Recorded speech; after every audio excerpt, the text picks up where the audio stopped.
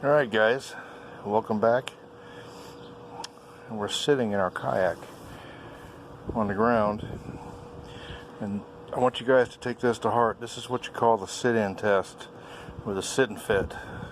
What a lot of guys do is they'll put their kayak on the floor of the living room or up on their cart and go ahead and start putting parts and pieces on it, and then they get in the kayak and it's just uncomfortable as hell. Nothing's where it belongs, nothing makes sense, and it's because your perception of your kayak is different outside of the kayak than inside.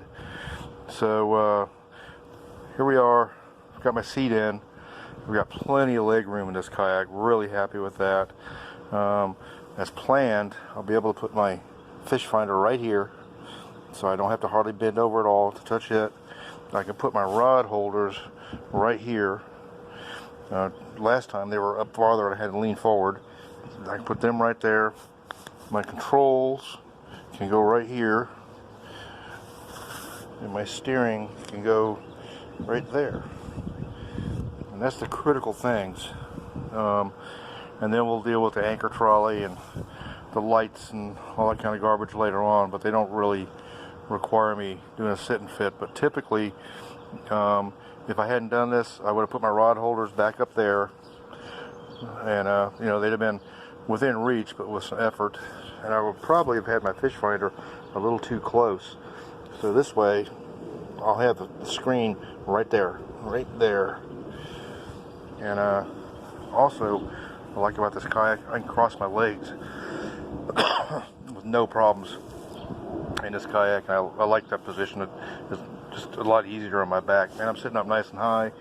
I can just barely touch my stabilizer, so that means my fingers, without bending over, my fingers will touch the water. So that's a win. And I can bend over and get a fish here. I'm right-handed, so I favor this side of the boat anyways when I'm landing fish. And I can reach around the back. Can't show you all this, but man, I can feel my rod holders. That's a hell of a lot more convenient than 10SS was. And I can reach my cooler back here. I'm loving life on this. So that's the sit and fit, guys. I suggest if you guys are building a kayak, excuse the wind again, if you guys are building a kayak, once you get your seat in, before you do anything else, sit in it and figure out where you want to put your stuff. Okay? One other nice thing about this is I am going to have plenty of room underneath the seat to put my tackle, and I've got a unique way of doing that, so stay tuned. Alright, so we did our sit and fit. So we've gone ahead and put our rod holders in.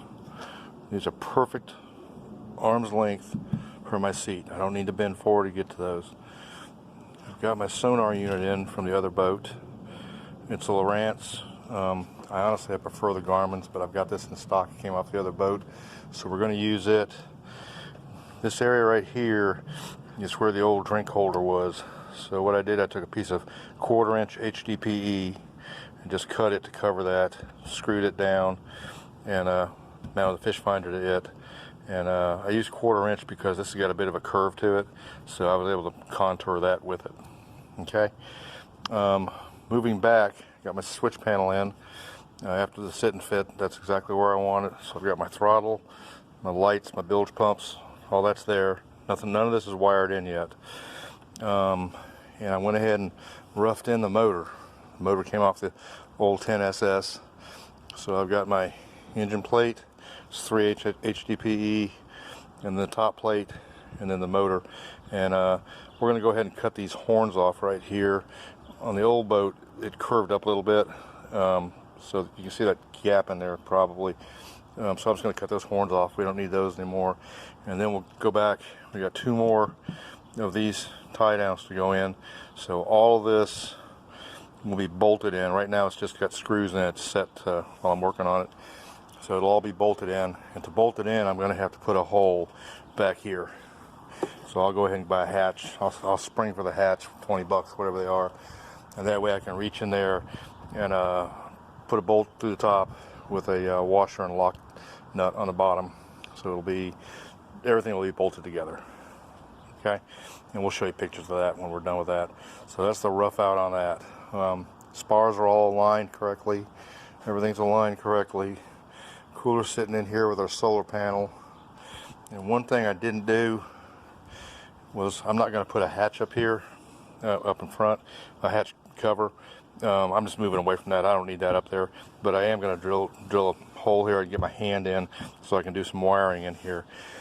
One other thing we're not going to do, I was going to show you guys how to build a battery cover out of foam board and fiberglass, but I got to looking at this thing and I saw how much room I had under the seat, and I went and got a cutting board from Wally World, and this is actually 3/8 HDPE, and it fits, without cutting it, it fits perfect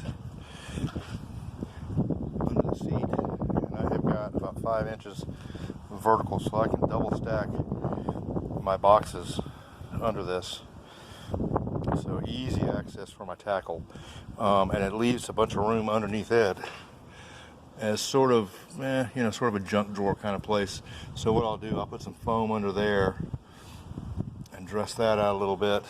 I'm not going to mess making a cover for the battery, and then I can throw a little bag of tools under there, some dry clothes, things like that, things I don't normally have to get to, and then I can keep my tackle up in this area, and I can just pull the boxes out.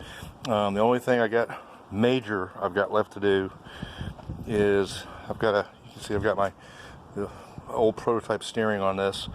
I've got to hook it up, so I got to put my stick assembly. My stick assembly is going to end up going up here a little bit, so it's going to block about that much of my tackle storage, but that's really no big deal.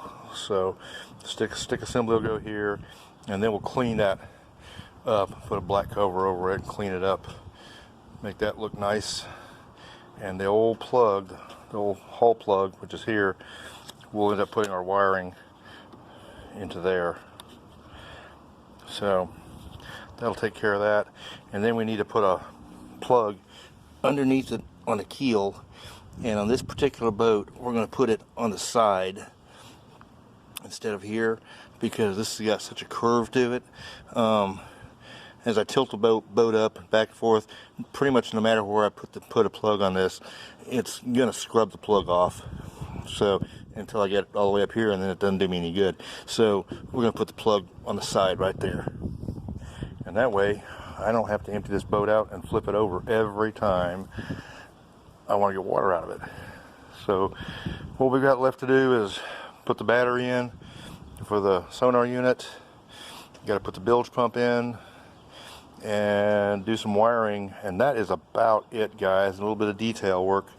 So on the next episode we'll pretty much be showing you the finished product, and that'll be it. Be looking forward to getting this on the water in a few days.